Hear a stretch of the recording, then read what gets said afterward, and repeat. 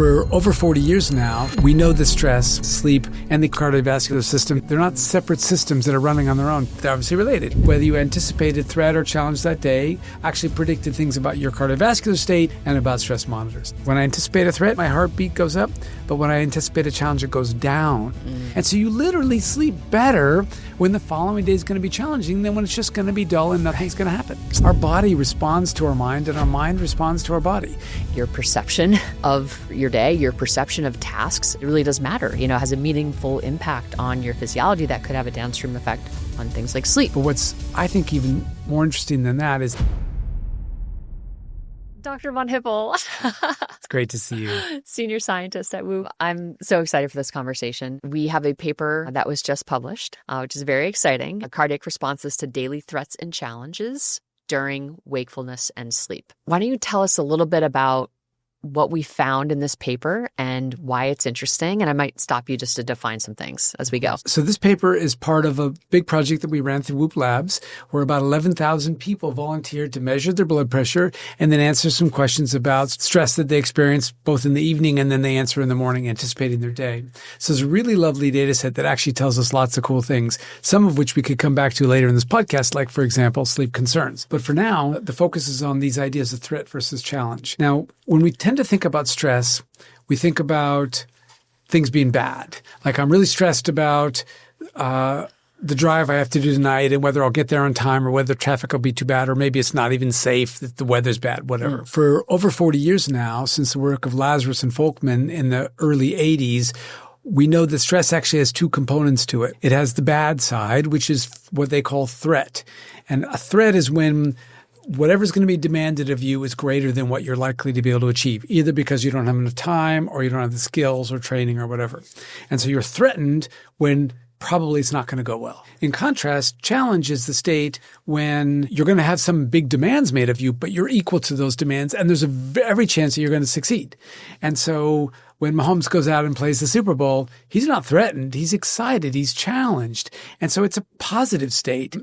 Life without challenge is a boring life. So stress really has these components, both the positive and the negative.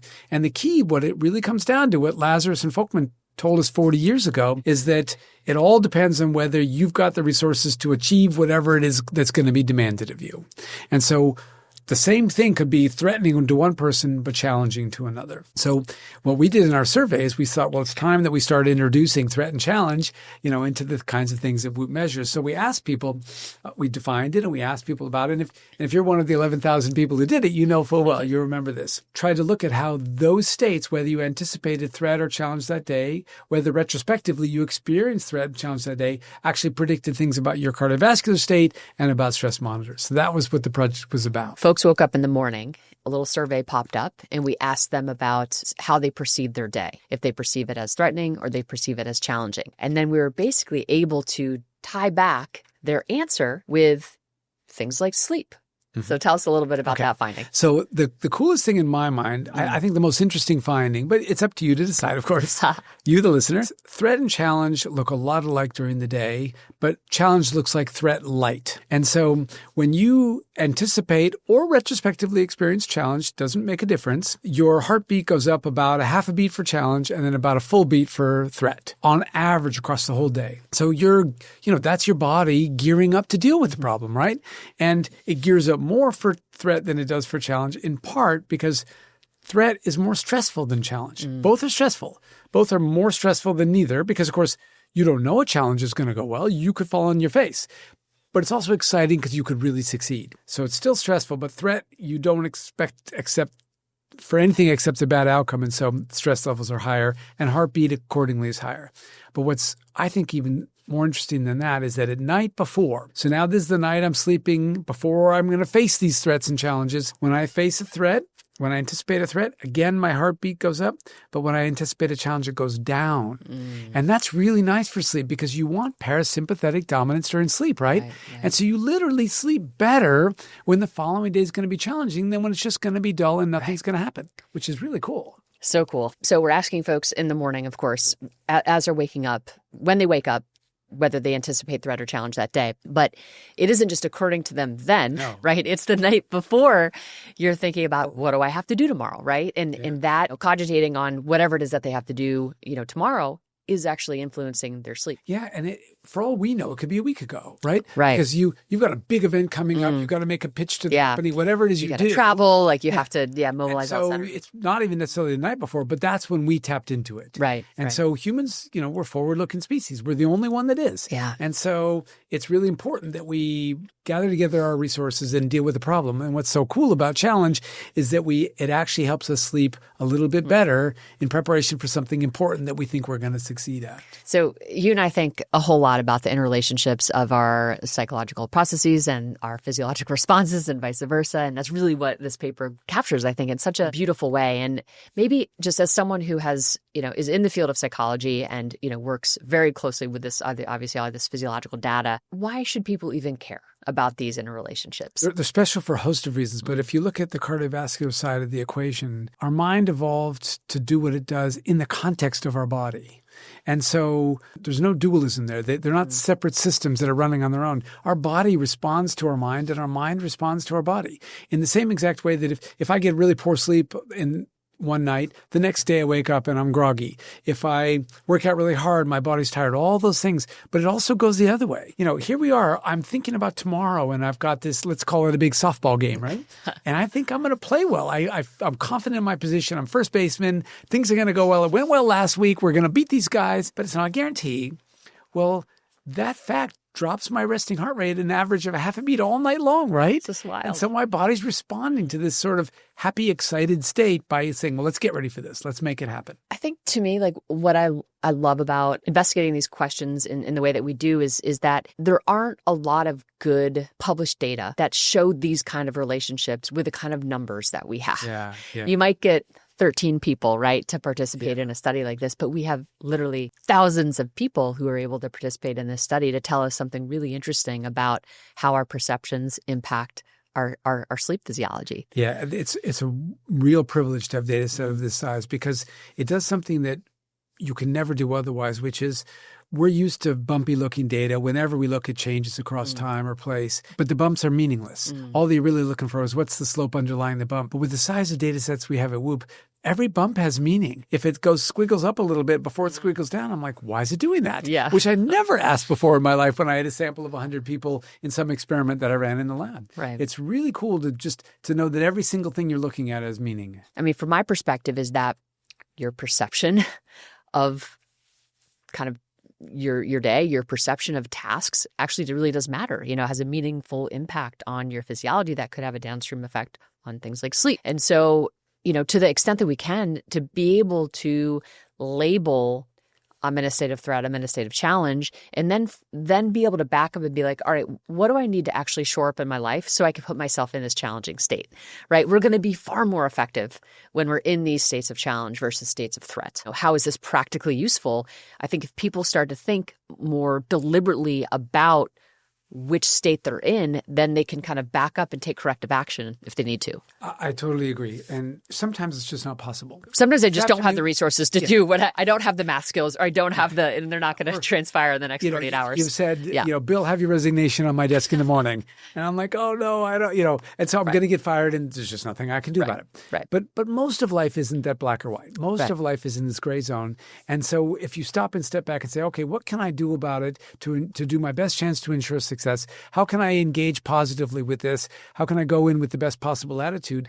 That tries to turn threats into challenges. Now, again, remember I mentioned earlier that we tend to think about stress in the negative way, but the same thing holds when we're looking at the relationship between mind and physiology with stress monitor. And remember, stress monitor is that link between your resting heart rate and your HRV. And what we see is that stress monitor, what it's telling you when you're stressed, is far more sensitive to challenge than it is to threat. And so when I look at my stress monitor and it says, Bill, you spent 2 hours in the high stress zone today, that could have been a great day.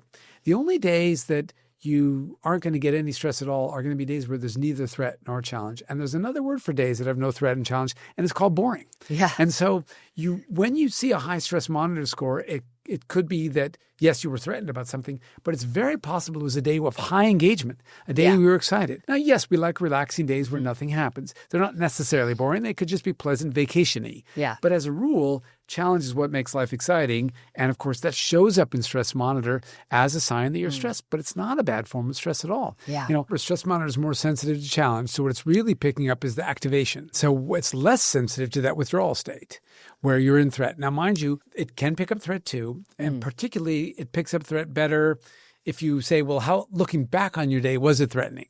Then Stress Monitor is more likely to get it. But when you anticipate threat, Stress Monitor can't really see it. Whereas when you anticipate challenge, Stress Monitor grabs that right away. I think it's interesting for people who focus or who are looking at Stress Monitor. I think it's a really important bit of insight because I think we might have been interpreting the results maybe a little inaccurately that stress isn't necessarily bad. It could actually just be it's picking up a challenge. That's right. And so you when it says you had 3 hours of it and you're like, gee, that was more than I thought, think to yourself, well, wait a minute, was it a bad 3 hours or was that a high engagement? Mahomes is going to remember winning the Super Bowl in overtime for the rest of his life. He's going to keep going back to that and thinking how fun and exciting it is. That's what challenge is. It's fun and exciting. It's also scary, but it's fun and exciting. All right, shifting gears. Of course. We're going to talk about shift work data. Yep. We've done a lot of research in this area. This is a very interesting population, and they have enormous demands physically, mentally, emotionally. Their job is really, really hard. Let's talk about some of the work that we did with Denver Health, where we published a third paper. So let's maybe just go in chronological order. Let's talk about the first paper. What did we find? Okay. So you're straining my brain, but I'll do it. What happens on call doesn't stay on call. That's right. And so the first paper, this is a project that was run by some of our wonderful colleagues who are themselves emergency medical physicians. And acute care surgeons. Yeah, that's right. Mitch Cohen and Jamie Coleman. They moved around a fair bit, but when the project started, they were both at Denver Health together. That's my understanding. Yes. And so they gathered this amazing data set where they track hundreds of surgeons who are acute care surgeons who have to take call because, of course, that's their job. People don't only get in car accidents during the day. So now these emergency care physicians get called in at all hours, and everybody has to take call. And in fact, in their sample, the average person takes 2 nights of call a week where they're actually in-house, which is their term for in the hospital. In the first study, we found, look, these people love what they're doing, right? They love their jobs. They love putting people back together. And I remember talking to Jamie one morning on a call where she was saying how the person came in and basically all their ribs had broken from their backbone. And I was like, that's the most ghastly sounding accident I've ever heard. I mean, you're going to be in this pile of mush. And she's like, no, it was super interesting. I was like, are they dead? She goes, no, I was able to fix them. I was like, oh my God. It's a totally different way of being in the world. So. I've never put together somebody who was that broken. So obviously what they're doing is super exciting for them and super rewarding. But of course, doing it at night is really hard, right? Yeah. You're doing it in the day is what that's how we're diurnal animals. Right. And so it's costly for them to do it at night, especially since they're typically then losing a lot of sleep. And sure enough, in that first study, what we found is that every episode of call that they do increases their momentary feelings of burnout. Just that day, I'm feeling burned out. It increases their momentary feelings of exhaustion. And then those momentary feelings just accumulate over the course of the year such that they feel this emotional form of burnout. You can divide burnout into different components. They don't feel unappreciated. They don't feel those things, but they feel just emotional exhaustion after being on call 2 nights a week in and week out. And the scale we use is the Maslick burnout inventory is what we used as our measure. That's right. It's actually each one of these episodes of acute care during the night. And then if they like I said, the project was amazing. They then broke it down. Well, did anything particularly stressful happen while you were on call? Did you have to do surgery? Did surgery go badly? Now, of course, having to do surgery was not a problem. If they were in-house, that's what they were there for. But if it went badly, then things looked even worse. Because, of course, sometimes when somebody's ribs are all broken from their backbone, they die. Yeah. And they can't save everybody. And that seems to be really, that too has a high cost to them and leads to burnout. What do you feel like, for doctors, Jamie and Mitch, what do they take away from that? Like, what's the action item? What's the policy that hospitals need to think about? Because we're doing this research for it to be useful, Yeah, right? exactly. At an individual level and hopefully at a policy level, right? Like we're trying to humbly change the world, Yeah. and A little bit at a time. a little bit at a time, absolutely. with these insights. So how can we apply what happens on call doesn't stay on call? So the good news is that the third paper that we've written, so skipping over number 2 for the moment, that just came out a week or two ago, actually addresses that very question. Great. And so in that study, we looked at differences between different call cultures because remember, the doctors that they recruited were from all over the U.S. And so some of them worked in tiny hospitals, some worked in huge ones. 27 different locations, I believe, across the state. I got to admit, I can't remember, but that sounds 270 right. acute care surgeons across the country. And to Bill's point, they're in different regions of the country. So just to back up so people heard you, call culture is important for people to understand that every one of these kind of hospital systems has a different call culture. Right. And basically what that meant is that you could divide into 2 basic patterns of rules. They're way more detailed than this. But essentially, one type of call culture is if I was on call last night, so that means I'm in the hospital all night. Maybe I slept in a cot, but I probably kept getting bugged and did surgery and things like that. If I was in the hospital all night in one type of call culture, that's part of my job. And so the next day I go about work as if it never happened. I still got to go to work. I still got to do everything else I was doing. My day might segue to my night, which might segue right back to my day without me ever going home. In contrast, some other hospitals have the rule, well, if you're on call during the night, you go home as soon as it's over. You don't even deal with your patients anymore. Somebody else will do rounds. Somebody else will cover all those things. And so that's kind of the 2 main types of culture. And the interesting finding from that paper was that if you're in a call culture that doesn't take into account what you just did all night, then every episode of call has a bigger impact on your burnout than if you're in a culture that takes it into account and now tries to be kind to you in return. And so we don't know if it's the actual physical having to be up forever like that, or if it's just my hospital doesn't really appreciate what I just did for them all last night. Or maybe it's a bit of both, probably both. But whatever it is, there's greater burnout from the exact same experience if your hospital doesn't like pat you on the back and say, go home, you've earned it. For me, I think that's a really important data point that hospitals could learn from, if they care about mitigating some of the deleterious effects of being up and working at night under very stressful conditions. No, that's exactly right. And in fact, Jamie talks about when she presented this work at one of the big conferences, some of the old guys get up and say, what are you talking about? It's a privilege to be up all night and saving lives. How could you be complaining about this? And Jamie, not saying it's not a privilege, but she's saying, look, what you don't understand is that we live in a different world than we used to live in. And now there's a lot more attending physicians who have to be there. There's a lot more paperwork that's involved with it. It's not the same job it was 30 years ago. And so hospitals should respond to that fact and should treat you a little bit differently as a consequence. Yeah. Just because it was done 30 years ago doesn't make it good. Right. Yeah, right. Exactly. So we need to evolve and recognize that. And I think the second paper, we see the physiological cost so clearly in this job. Yeah. And this is really sobering. We're able to kind of look at the physiology of these humans. So maybe just talk through what that looked like, because it's quite shocking. Sure. So this final paper is actually not published yet. In fact, we haven't even really put pen to paper to write it. All we've done is analyze it. And this actually you were the one who sparked my looking into this question. Basically, what we started to ask is, well, all right, can we see any consequence in their cardiovascular system? Because, of course, that's what WHOOP is really measuring, is cardiorespiratory fitness.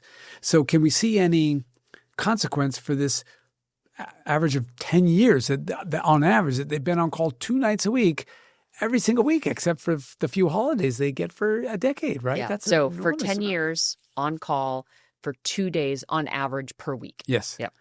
Overnight in the hospital, if you're either sleeping on a cot and getting up bugged, or you're actually doing surgery all night long.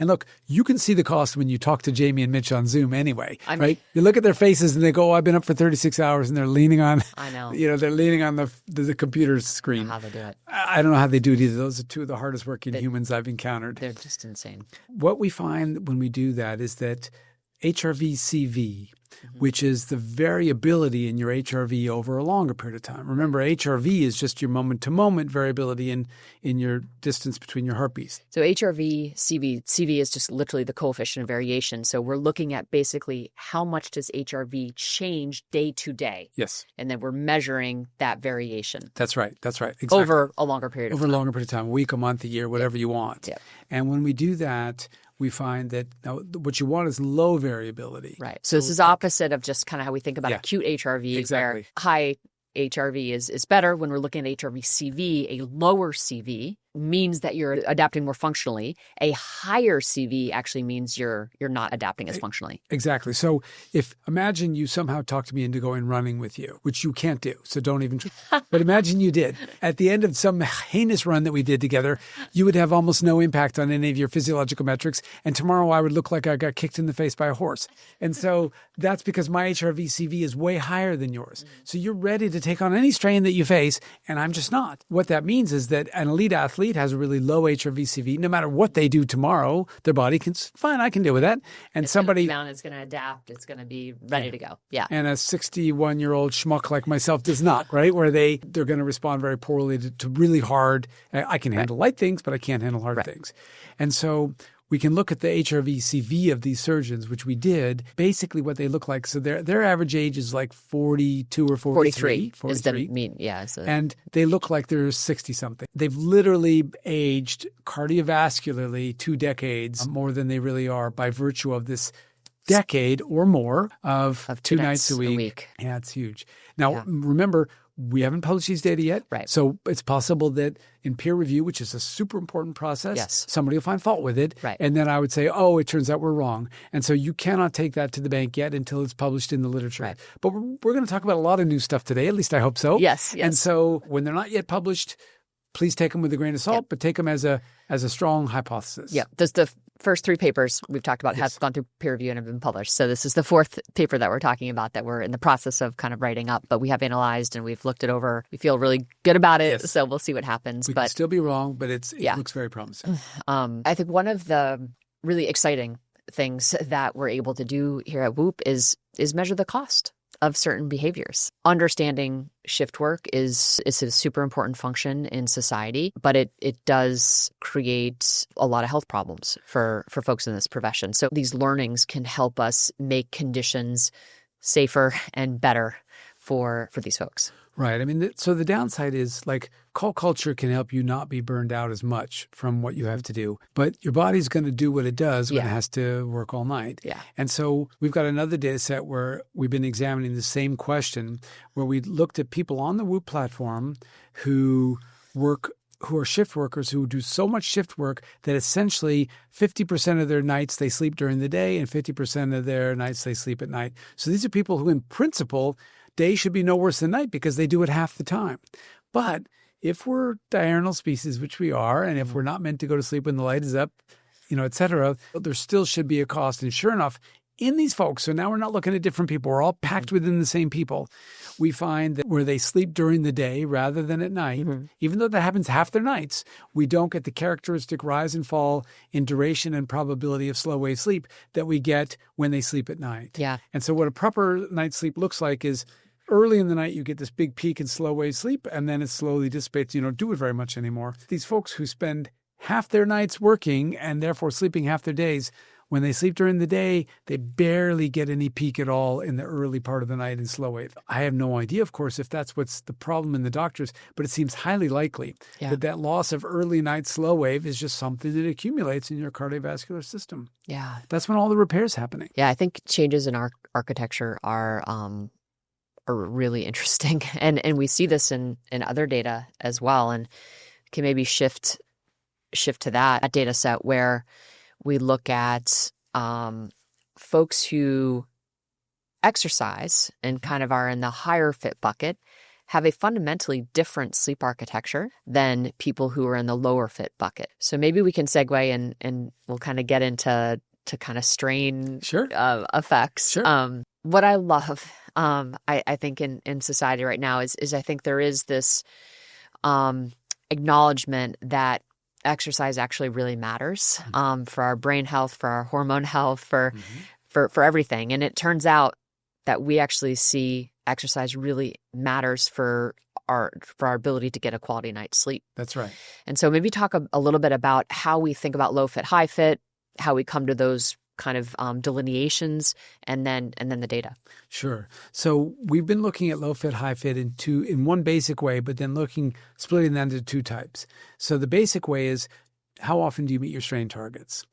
Easy to do. You just get up in the morning, you see what it's asking of you, and then what do you look like by the time you go to bed? Yep. So folks, we have Strain Coach for people who are listening, and we're going to give you a strain target every day. So exactly. And so we divided the sample into people who almost never meet their strain targets, people who meet them, about half the time, and people who basically always meet them. So you can think of the sort of lower third, and it's about thirds. Yeah. Lower third of the sample as far as activity levels, middle third, and then the top third of the sample. You can then look at the long-term effects of what does it mean to be somebody who's always meeting strain versus almost never meeting it. Then the second way that we're going to look at this exact same question is look at it within person. And so because our samples are so big, we could look for people who go for at least 60 days, typically when they first get the device, hardly ever meeting strain targets, despite wearing it. And then after that 60 days, these are people who, although they didn't meet it for 60 days, for whatever reason, they decide to get it together, and they start almost always meeting it for at least 120. So it's a very specific sample, right? So cool. With so many people on the platform, we can find lots of those people. Yeah. So now we can look at both the between-person effects of somebody who meets strain target versus somebody who doesn't, and we can look at the within-person effects, what happens to you over time. And what we hope, of course, is that they tell us a similar story, and the good news is that they do. Not quite the same, of course, because somebody who's always been doing it has been doing it for longer than 120 days, but nonetheless, the story looks very similar. So if we start with the two different samples, folks who basically always do and who never do, we can start with, for example, HRV. If we look at folks who basically almost always meet their strain targets, their average HRV is 70. Now, that might not seem super high, but remember, older folks tend to have lower HRVs, and so it all averages out. In contrast, the folks who almost never meet their strain targets, their average HRV is in the upper 40s. So it's more than 20 points different. I mean, that is insane. So we just need to pause because I think, we don't give enough airtime to Strain Coach. Yeah. I mean, Strain Coach is so damn powerful. Strain Coach knows what it's talking about. It knows what it's talking about. If all you do is just listen to your strain target, meet your strain target, you are in such a good spot. All right, talk about resting heart rate. So resting heart rate, we see a similar story. So the folks who basically always meet their strain targets, their resting heart rate's around 54. Okay. There's the folks who almost never meet their strain targets, it's up around 61.5. I mean, 7 points difference in resting heart rate. That's a big difference. So wild. Yeah. So these are big differences. We find sex differences within that as well. Yeah. On average, men have lower resting heart rates and slightly higher HRVs. But basically, that's what the story looks like. And age, obviously, age differences. Age is way massive. bigger effects than sex differences. Right. And so people are super fit, but in their 50s and 60s, their HRV is in the basement. Yeah. Like mine. Mine hovers in the 30s almost all the time. Yeah. And if yours ever went to the 30s, you check into the hospital. Yeah. And so, but I'm going, 38, I'm doing pretty good today. So that's what happens with their heart rate. But what's also interesting is when we look at their sleep. And here we find that the folks who always meet their strain targets, you'd think, they're working hard. They must sleep a lot. No, it's the exact opposite. Yeah. They're actually sleeping about 5 minutes less per night than the folks who almost never meet their strain targets. Yeah. Their body just becomes more efficient, or it started life that way. We don't know with certainty. But I'll come back to that point in a second, because remember, we're going to look at people who change themselves. From here, you'd either say, well, if you're genetically predisposed to really be full of energy, then you exercise a lot and you don't sleep much. But that leads to, well, can you change yourself? What happens if you just pick up your game and start exercising a lot? So to answer that question, we turn to that kind of interesting subsample of people who basically never meet strain targets for at least 2 months and then do for at least days. 4. Yep. Yeah. And when we do that, we see the differences in HRV and RH are not as big as the ones I just told you, but they're very clearly there. If we start with HRV, basically when you never met your strain targets, you start out life around 60 if you're a male, around upper 40s if you're female. And again, there's age differences as well. And then as you start meeting your strain targets, your HRV rises about 5 points. And there it seems to basically flatten out. What it would do over longer periods of time, I don't know. My guess is that it would slowly continue to rise, but we see less of a rise after the first few months of meeting your strain targets.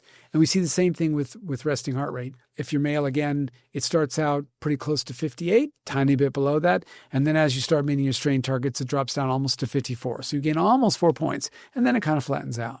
The question, though, of course, is what happens to your sleep? Do you start to, you're suddenly meeting strain targets that you never used to meet? Well, sure enough, as you start to exercise more, for the first few months, you start to sleep a little bit more, but then you start to sleep less. So much so that by the end of that 6-month period, your first 2 months not working out, the next 4 months of working out, your sleep is actually lower than it was when you started. So you're sleeping less. You've become a more efficient machine. One of the things that I think is also really important to call out is strain coach. So how much strain you can take on a day is based on your recovery, right? Mm-hmm. So how recovered are you to take on strain? And then we will assign you a strain target based on that recovery. So what's really cool is that the people who are following strain coach, you are getting assigned a strain that is appropriate relative to your recovery. Oh, absolutely. It's right? The same every day. And it's going to be different. And I mean, this is the whole thing we're trying to solve as a coach for 13 years. I mean, this is the golden bit of information in terms of knowing how hard do I train my athlete, right? Yep. It's got to be based on their capacity that day, right? Because it stands to reason if you're in a situation where you've got a capacity and you are exceeding that capacity, that is going to lead to burnout, right? Or, if you do it every day. No, and some days a little bit is functional, right? You are kind of appropriately applying load relative to recovery. Your sleep is going to kind of adjust in ways that are super adaptive, right? You're able to spend literally less time in bed, right? The more appropriate you train. If you're under training, that is going to probably lead to sleep that is not as impactful, right? Whereas if you're, really training in ways that are appropriate and functional, you get just this cardiovascular bang for your buck. You actually have to spend less time in bed and you become a more efficient sleeper. I mean, the knockoff effects are just... are very clear. I remember having a conversation about these exact data with my nephew and his roommates, and they're all these ultramarathoners. And I was asking them, how do you sleep after a regular training day?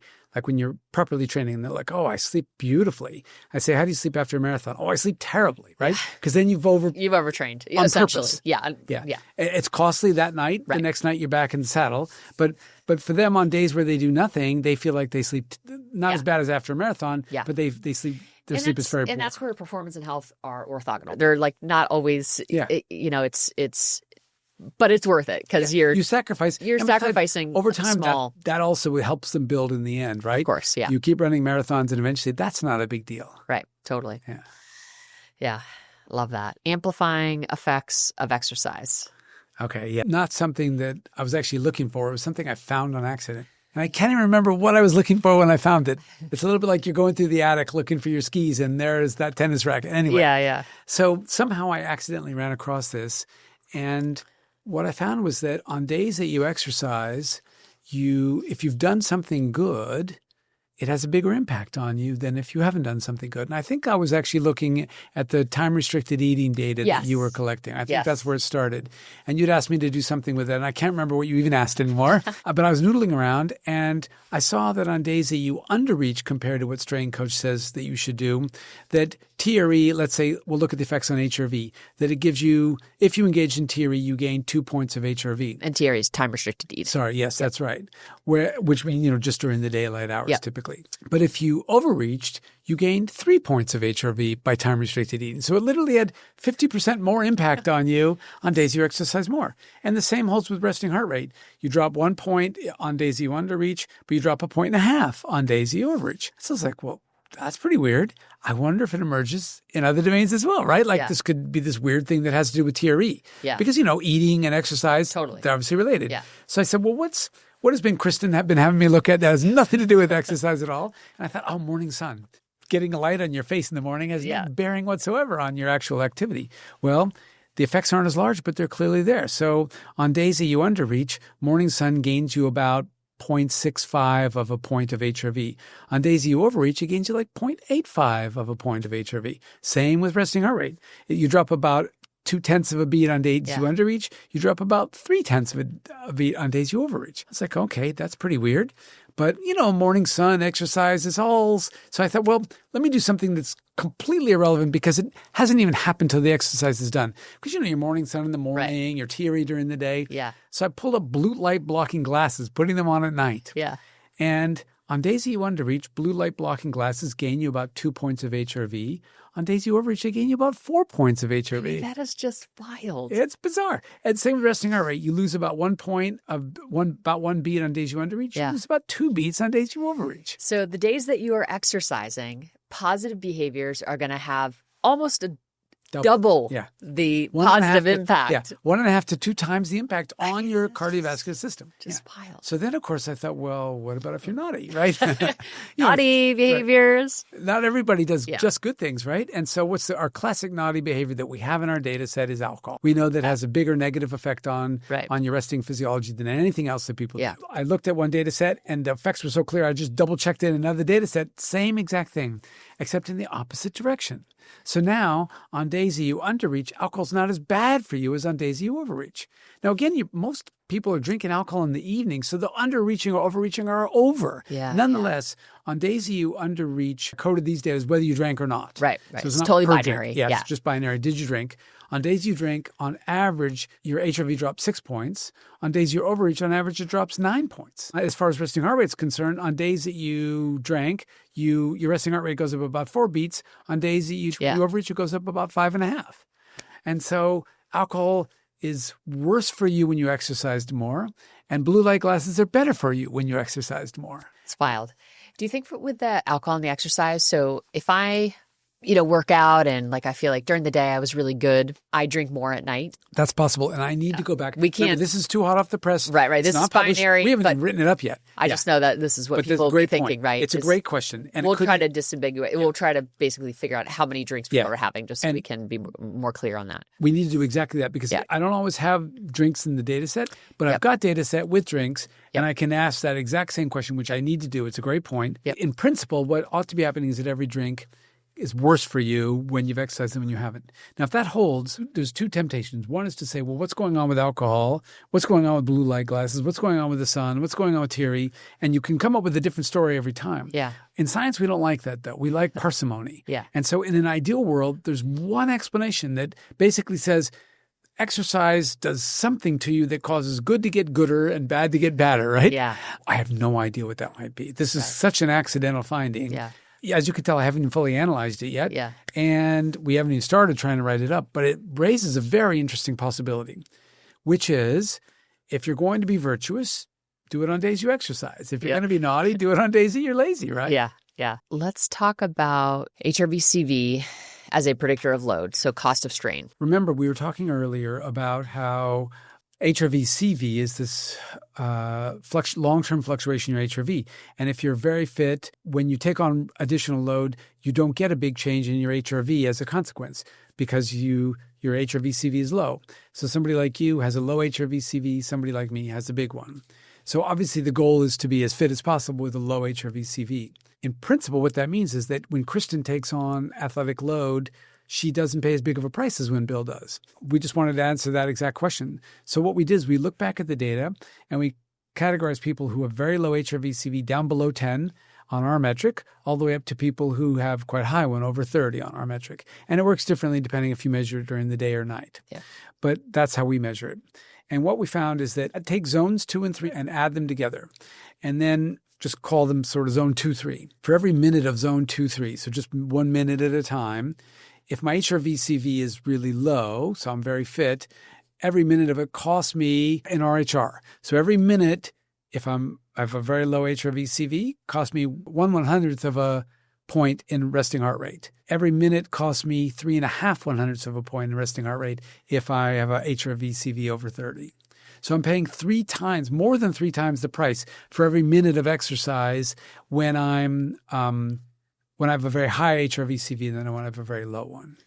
My body's just very reactive to it. This is, again, listen to Strain Coach. Yeah, exactly. And you just incrementally get fitter at appropriate pace. Exactly. So then we even had a very clean data set where the problem is that sometimes zone 4 and zone 5, those really high heart rate zones, are a byproduct of some artifact of movement and stuff like that. So we wanted to take a look at only when we knew they were actually exercising, not when something else might be going on. And it turned out we had a data set where people were logging their activities really religiously. And so we looked at just those folks, and then we could see that goes all the way up to zone 4. Now, zone 5, I'm not quite sure what's happening because people do so few minutes of zone 5 a day. But The same story holds with zone 4. When you've got low HRV-CV, you pay much less of a price for it than when you have high HRV-CV. Yeah. Again, I think for people to understand these dynamics really does validate our coaching that we have, and when we're talking about, 100th of a point, like it sounds small, right? But for every minute, it's a minute. Yeah. That's what I'm saying. For every, like that adds up like really, really quickly. Yeah. If you meet your strength coach every day, your HRV-CV slowly drops. Yeah. And then you get to the position where when something untoward is asked of you, or you decide to do it of your own accord, either way, you bounce right back the next day like it's nothing. What's great about the strength coach, and I think for folks, again, if you're an elite cyclist or working with sports scientists on teams, like strength coach might in fact not be as valuable for you because there's just different goals. The programming is very different, right? So strength coach might not hold for those folks. I think it's important to say that. But for the regular kind of Jane and Joe who are focused on longevity, and feeling their best. And being able to recover and sleep and, repeat that day in and day out. I mean, listen to strength coach. Yeah. If you do, all of our data are showing us and that it helps you enormously. And the beauty is, remember those data where you were slack for 60 days and then you turned it on and you hit, those folks start to look like the really fit folks. Like it's not that hard. If you're conscientious and do it, it's not that hard to get there. And I think the thing to also remember is like, look, I have to admit this. I shouldn't in public, but I hate aerobic exercise where I know I'm exercising. Yeah. It just feels like torture to me. Yeah. If I get on an exercise bike or go for a run, you might as well punch me in the face. I hate it. But like I love to play squash. Yeah. And then I'm trying to beat the person. I'm not thinking about the exercise I'm getting. But it doesn't even need to be high intensity stuff. The zone 2, 3 stuff is really, really good for you. Yeah. And for lots of people, that's a really brisk walk. It's going up a hill. It's things like that. So we're not saying go out and do HIIT training every night, you lazy slack. Set yourself reasonable goals that are very achievable. Yeah. You just have to carve out the time to do it. And from my perspective, let's say that you're somebody who's never meeting your strain targets. The perfect way to start is go for a brisk walk after your meal. Yeah. It's doubly good for you, right? Yeah. Helps you digest that meal and feel better. Right. And at the same time, glucose levels and at the same time, you're starting to build your strain. You're getting closer to meeting your strain targets. Yeah. And this is why, we're working hard to introduce HRV-CV into the platform, and we're just kind of slowly letting people know what it is, and because it really does play ball in our analysis over and over again. So we want to be able to leverage it, right, to help people understand, or get a sense of this longer term view of fitness, which is HRV-CV is an amazing, measure for. Yeah, it's a wonderful tool. I have to admit, when you first told me about it, I didn't poo-poo it. Yeah, I didn't You're take it skeptical. I was skeptical, exactly right. And I thought, well, we'll see. Yeah. But I'm totally converted. I'm sold. It's a great measure. Yeah, we've been using it in sports science, for years, just to try to, just looking at HRV acutely has so much utility and is really important, right? When we're just trying to kind of zoom out and look at trends, HRV-CV is just such a wonderful, wonderful tool. Okay, let's talk about, we alluded to it, behaviors that improve sleep. You mentioned blue light blocking glasses, but this was part of our threat challenge paper. We also looked at sleep concerns and sleep anxiety. That's right. As questions. So from that data set, we were able to glean a lot of really interesting insights in terms of what behaviors really promote slow sleep, REM, sleep consistency, reduced awakenings. So this was really like such a cool, I think, source of insight that we're excited to share. It's a great data set. We really appreciated the 11,000 of you who are so conscientiously filling it out and continuing to journal your activities. Yep. And so what we did is we said, all right, well, let's take a look at behaviors that improve sleep consistency and that enhance sleep duration. And you might think, well, how could a behavior increase sleep consistency? Why would it matter, for example, if I dim the lights, why would that cause me to go to bed at the same time and wake up at the same time? And the answer, once you step back and think about it, is that just because you got in bed doesn't mean you fall asleep. Right. So I could be super conscientious and get in my bed at the exact same time every night, but still have a poor sleep consistency score if I struggle to fall asleep some nights and not others. And just to be clear, sleep consistency is measuring, when the time point that you drop into physiological sleep. So it's That's not right. the time that you get in bed. Right. It's the time that you actually fall asleep. What really matters is what helps you fall asleep once you're in bed. And things that help you fall asleep once you're in bed are naturally going to enhance both sleep consistency and sleep duration. Because once you fall asleep quicker, for most of the days of the week, your alarm's still going to go off at the same time tomorrow morning, but also your sleep consistency score will improve as well. We looked at a ton of different behaviors. And the only again, same caveat, none of this stuff is peer reviewed yet. This is just things that we found. And this one has one more caveat, which is even though our sample was wonderful with 11,000 people, because not everybody does all these behaviors, our sample sizes are much smaller with the different behaviors. And what that meant is that we haven't yet asked a really important question, which is, I'm going to give you a list of behaviors that help. I don't yet know if doing 2 of them is better than doing 1. Is 3 better than 2, right? Probably for some of them, you can keep adding them together, and for others, not so much. And by way of example, earlier in our other research, we found that if you take melatonin and magnesium, does you no harm, but they don't benefit you individually as much as if you do either melatonin or magnesium, because they seem to kind of work together. And so you get There's some sort of interaction effect. Exactly. You get the benefit of one when you do the other to some degree. It's still good, but it's not as good. I don't know if that happens with these data. I don't know if you can just do them all. Furthermore, it's also important to keep in mind whenever we tell people items like this that not everything works for everybody. In fact, to the contrary, most things that we study have wide variability in how well they work. For some people, if they give you an average of, let's say, 3 points of HRV, that's the average. Some people get 6 and some people get 0. So on all these things that we're telling you, you should check yourself whether it really benefits you or not. And don't just go invest in all these things without trying them out. Right. Remarkably, and kind of really cool if you ask me, the best thing for sleep consistency and the best thing for sleep duration is free, which is really nice, right? It's totally democratic, and that's dimming the lights in the evening. Yeah. Dimming the lights in the evening gains you 3 points of sleep consistency, and it gains you 19 minutes of sleep duration. It might not sound a lot, but that is actually it's clinically meaningful. Yeah, that's every night, 19 minutes. I wouldn't turn my nose up at that at all, right? And I say just even 14 more minutes of sleep has a meaningful impact on next day alertness. And of those 19 minutes, in fact, nearly 8 of them are REM and slow waves. Dimming the lights is anyone can do it. Yeah. Well, not anyone. Sometimes you work in a very well-lit place till bedtime. That's unfortunate, but basically it's a free thing that most of us can do. Yep. And I think it's important to note that, everyone has different sensitivities to light and in fact, the amount of light that you view during the day actually impacts how sensitive you are to light at night. So the more light you're seeing in the morning and in the day and at dusk, the bigger buffer that it creates in terms of your light sensitivity at night. So just something to note. Most humans, or all humans, the only way to release melatonin, that hormone of darkness, is in the presence of dim light. That is the only way you're going to get that melatonin onset.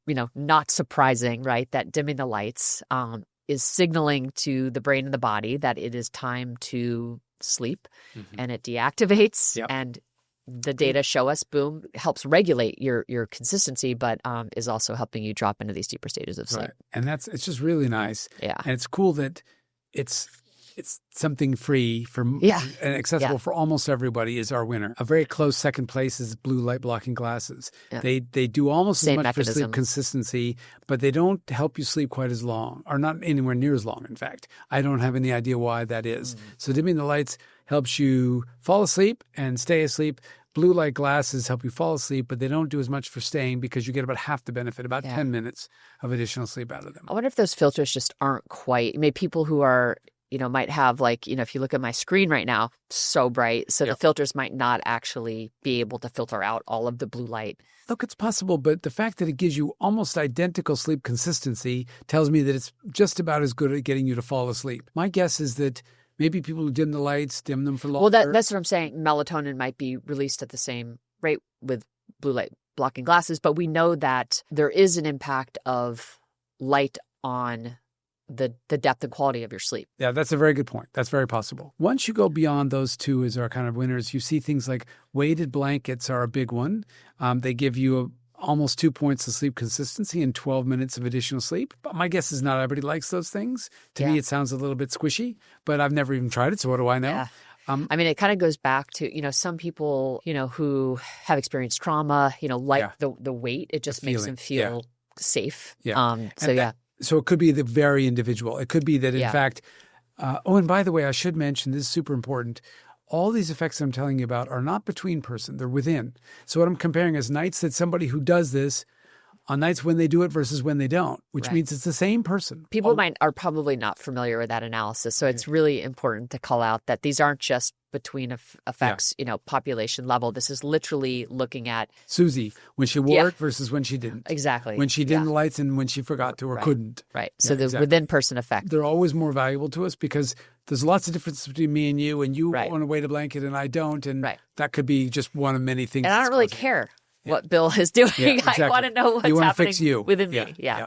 No, everybody cares what Bill's doing, but I follow you. So anyway, once you get beyond weighted blankets, you start to see some interesting things too, like reading in bed. Reading in bed gains you almost 2 points of sleep consistency. It only gains you 6 minutes of overall sleep. But I suspect but don't know that reading in bed is clearing your mind of the day's concerns, right? And just making it a bit easier to fall asleep, but then doesn't have as much impact across the night. Sound machines gain people a couple of points of sleep consistency and almost 10 minutes of sleep. Morning sun, your favorite, gains you a little less than a point of sleep consistency and about 5-6 minutes of extra sleep at night. It's a super easy thing to do, so it's worth doing even if it's only 5 minutes. Time-restricted eating, which is a bit more demanding, gains you 1.5 points of sleep consistency and about 12 more minutes of sleep at night. And, the list goes on. Melatonin's on there.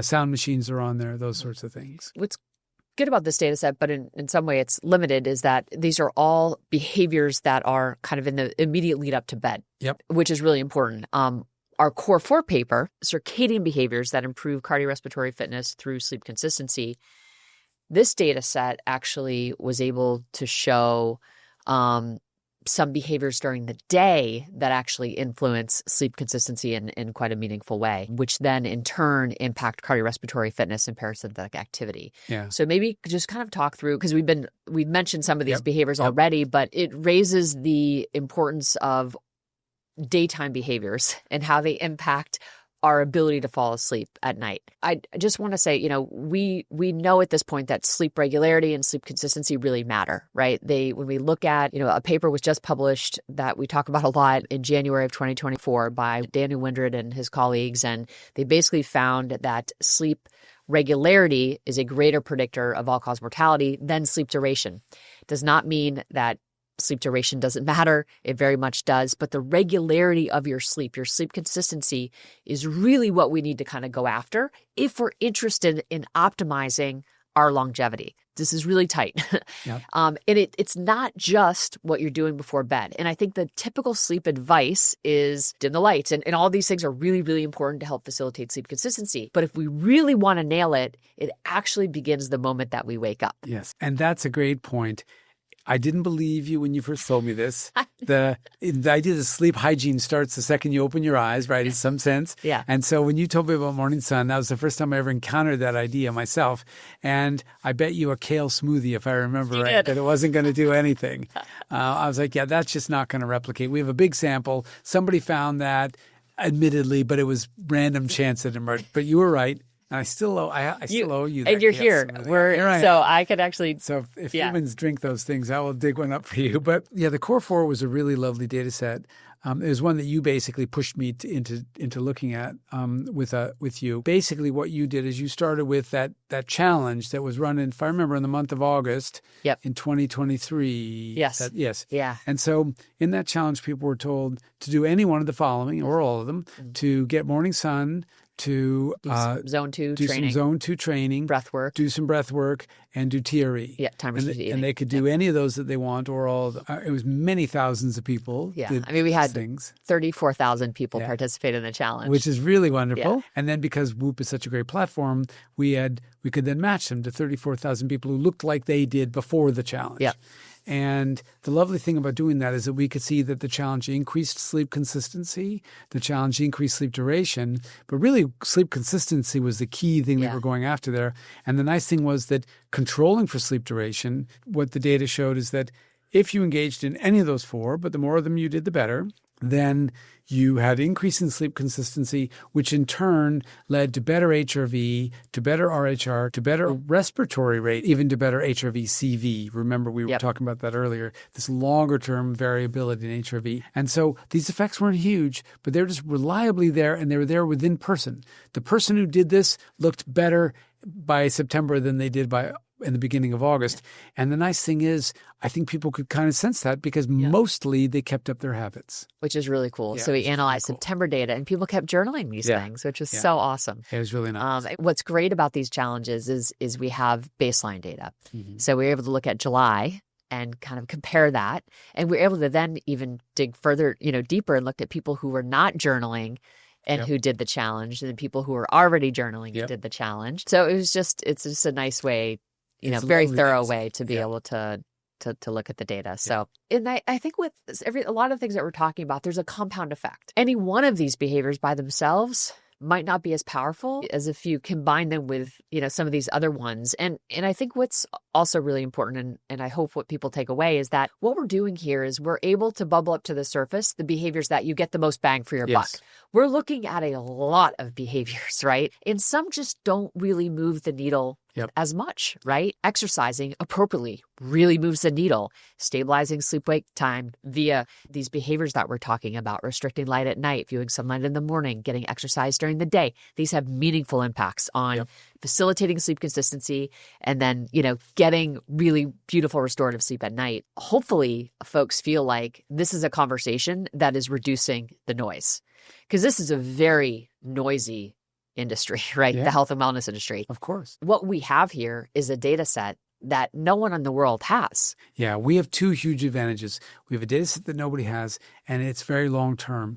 And so if you watch the medical literature, you're constantly seeing them change their minds. Eat oats. Oh, no, oats don't do anything. Eat this. No, don't bother eating that. Seed oil's fine. Oh, it's not fine. It's And the problem is that it's always between persons. They're going, we're looking at humans who took this diet and humans who don't. And there's a million differences between people. Yeah. And so what we can do is we can just say, well, what did you look like before you started the challenge? You. Yeah, exactly. In person. And then you can do it to yourself, because just because morning sun helps some people doesn't mean it'll help me. And everyone's biology is a bit different. We're not physics, we're biology. Yeah. And once you move to biology, there's huge individual differences. Whenever you're going to take something on, well, if it's easy like morning sunlight, it's almost not even worth worrying about. Just do it, right?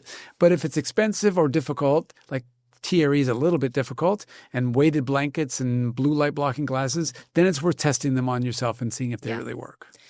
And a note on time restricted eating, a person like, it's not hard, but it's really just, consolidating all your calories between the hours of, 10 to 12 hours. If you're eating all of your calories, hopefully during the day when we're in the active phase of our circadian rhythm, when we're most primed to metabolize food and digest, and all of our enzymes are ready to absorb the nutrients and utilize them. And again, that's the time frame when you're generally most active. So you're going to use the fuel actually, as opposed during the inactive phase, which is basically when the sun is down, when your body is in the opposite state, not primed to kind of digest and metabolize food. So time restricted eating, I think I'm very bullish on that. I'm very bullish on it too, but I don't think it's for everyone. There are some people who get hungry very easily. They need to constantly eat. Yeah. And then they get woken up by their hunger. And I would say those are generally people who are under fueling during the day.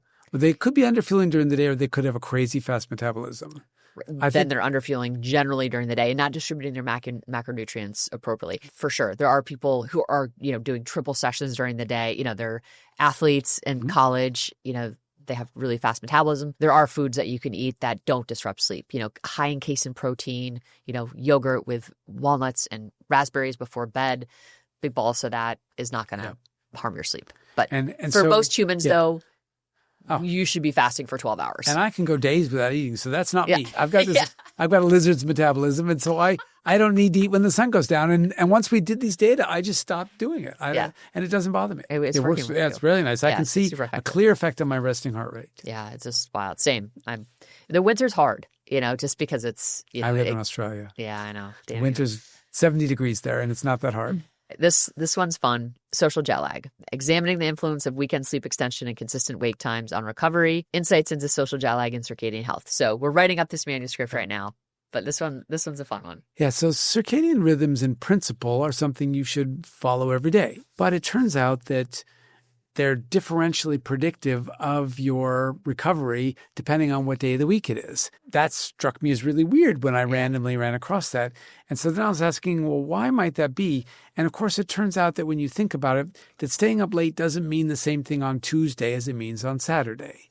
And so if I stayed up late on Tuesday, I'm probably working late into the night for a project, or maybe I'm helping my kid with their homework, something like that. But if I stay up late on a Saturday, I'm probably out being quite physically active late at night, maybe dancing or something like that. Yeah. And I may well be drinking as well. And so when we took a deep dive into these data, what we found was that sleep consistency matters more on the weekends than it does on weekdays, which immediately tells you that it's correlating with something else. Right. And what's that something else? Well, alcohol is a biggie.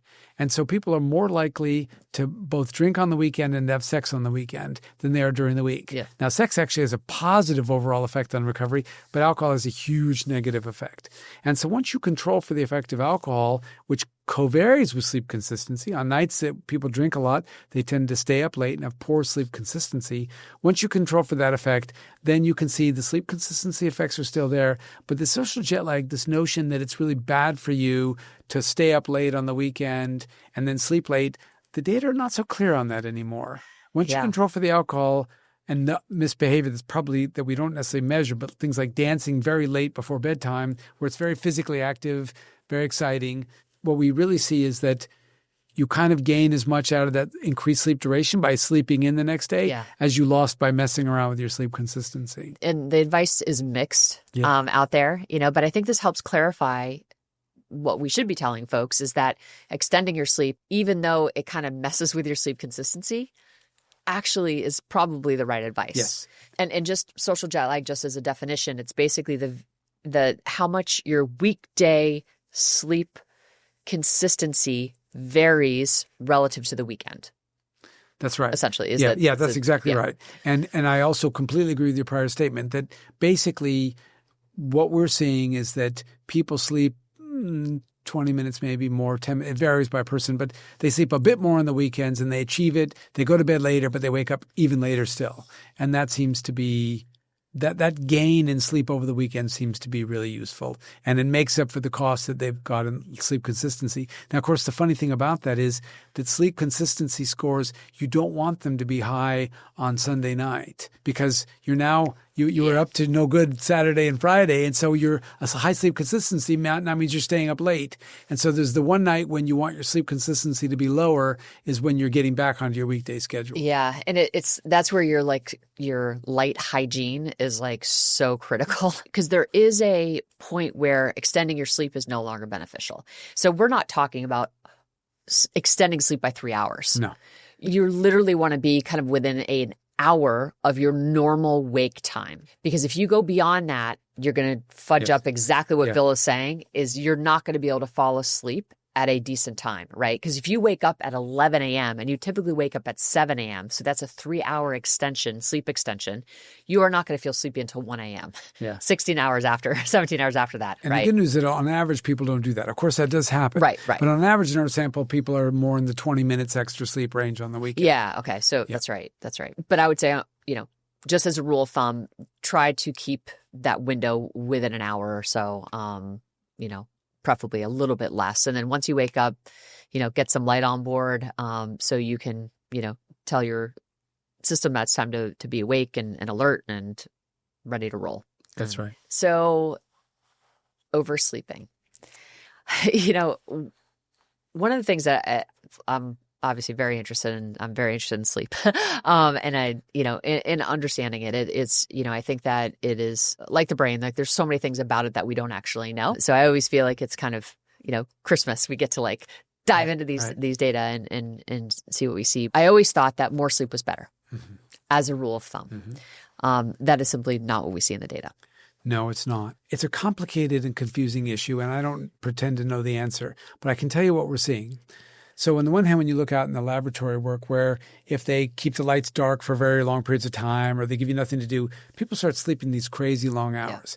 But that's not 100% obvious to me that that's what we evolved to do or this meaningful sleep. It could just be a sign that it's boring, and so I might as well go to sleep. So in my mind, the more interesting question is what happens during people's everyday lives, not when they're put in a cave with no light, right? Right. Although putting in a cave with no light has value too. Right. But that's less valuable. Those to are me. good experiments, but they're not. They don't it's answer the just questions that I practically really useful. want to know. Yeah. And so what we've been doing is we've been looking at everybody's sleep compared to their own individual amount of sleep that they usually get. And let me caveat this by saying if you get on average less than 6 hours a night, that's your average, all these relationships fall apart. Right. And so our data suggests that most people should be getting more than 6 hours. There's probably exceptions to that rule. For sure. But I would say probably 95 to 99% of humans cannot get by on less than 6 hours a night. Yep. And so their body only responds properly when they're getting more than 6. So that's my caveat here. We can then say, all right, let's again look within person. And we can do that by saying we can divide them up into what are called standard deviations. And the way standard deviation works is that your own variability is taken into account. And so if you go one standard deviation less than usual on whatever the domain is, to one standard deviation more, you're capturing 66% of all your activities. If you go 2, you're capturing 95 between those two. Now 4, 2 down and 2 up. Yeah. And if you go 3, you're getting 99. So that's how we think about it. When you do that within person, how good do you feel, or what's your resting heart rate? What's your HRV? Whatever metric you want. And then we look at how much you slept compared to your own usual amount. And when you go from like 2 standard deviations less to 1 less to your average, once you hit 1 standard deviation more than you typically sleep, you no longer see benefits. And so sometimes you even see costs, but at the very least, you no longer see benefits. And we've done this a million different ways till today. We said, all right, let's make sure that they were not ill in the last week. Right. Let's make We've sure controlled for everything that we could thing you can possibly yeah. control for. Yeah. And no matter which way we do it, clear. the story looks the same. That when you're sleeping less than usual, if you add sleep in until you get to your average, you look better and better. And then you even look pretty good when you get 1 standard deviation more than your average, but it's not clear anymore. And once you get above 1 standard deviation more than your average, there's clearly no benefit. Yeah. Sometimes a cost. And so somewhere between your average and a tiny bit more is where oversleeping lies. For most people, I suspect that, we have jobs, we have set alarms. We're probably on average getting a little tiny bit less sleep than what we really want. And so everything's a little nicer when you get a little bit more than that, but not a lot more. And what it suggests is that, let's say I sleep 7 hours a night. Somebody else might sleep 8 and somebody else might sleep 6.5 or whatever. What these data suggest is that your body knows what it's doing. Yeah. And so you shouldn't be going, it's the consensual statement of the NIH is 8. I should be doing 8. That's just nonsense. Right. You should not be doing 8. You should let your body tell you where you belong. It depends on the exercise during the day. We talked about that, how fit you are. There's a whole host of variables that we are seeing impact how efficient of a sleeper you are, therefore how much time you need to spend in bed. Exactly. And that time in bed is simply going to vary. And that's where technology like Whoop is so damn helpful. Everyone is going to have a different sweet spot for sleep. Yep. And we kind of help you suss that out. You find the answer. And the journal's super valuable for that. Yeah. I love the journal not only because it helps me do great research, but I also love it on my own Whoop because then I can say, well, what does happen when I smoke weed at night to myself fall asleep or whatever, right? It just it gives you the answer after a month or so. Yeah. Yeah. It's very exciting. Final question. This is I think this is on a lot of people's mind. Really high HRV. What does it mean? We're seeing the very same thing with high HRV that we see with oversleeping. The picture looks the same. These curvilinear effects whereby when your HRV is about a standard deviation above your average, so it's in the realm of common, not really, really high, but just a little bit high, everything's good. Right. That's probably a great day for you. Yeah. Once you get above that 1 standard deviation line, so your top third of scores, those are no longer good things. They're not better. Right. And sometimes they're maybe even worse. So if we look at your resting heart rate, once you hit that 1 standard deviation above, it doesn't get higher again, but it doesn't keep going lower. Right. If we look at what your sleep duration was, those really high HRVs come out of nights where you're actually sleeping a little bit less. Yeah. When you look at sleep consistency, again, once you get above 1 standard deviation of HRV, your consistency is actually going down. Talk about artifact real quick, just to make sure people understand how you think about that in the analysis. Well, so the really high HRVs are probably anomalous for one of 2 reasons. One is it may be that something happened to your sleep that caused it to measure high when it's probably not actually that high. And otherwise, really high HRV could be a sign that your heart is actually struggling in some kind of a way. Yep. And so the latter would be a bad thing, and the former is just a neutral. Right. Just you're getting a high score out of Whoop that's not true because when it happened to measure. I mean, it's true for you that night, but that's not really reflective of your HRV. And so in my own case, about once a month, I'll get an HRV score in the 50s. And I believe it in the sense that that's what my body did as the way I slept, but I also know it's not meaningful. I'm not ready to go. In fact, if anything, if it means anything at all beyond my usual medium-high 30s, it's probably bad news. Yep. Maybe HRV shouldn't be treated linearly, and we've been talking about that as a team a lot. Yeah. And with data science, been working with us. How do we find the sweet spot that people ought to really be looking for? Yeah, I love it. Well, Bill, thank you so much. This is such a fun conversation, and I love jamming on all of these interesting questions every day with you. So yeah, it's tons of fun. This is my favorite job in the world. I've really enjoyed doing it. Good.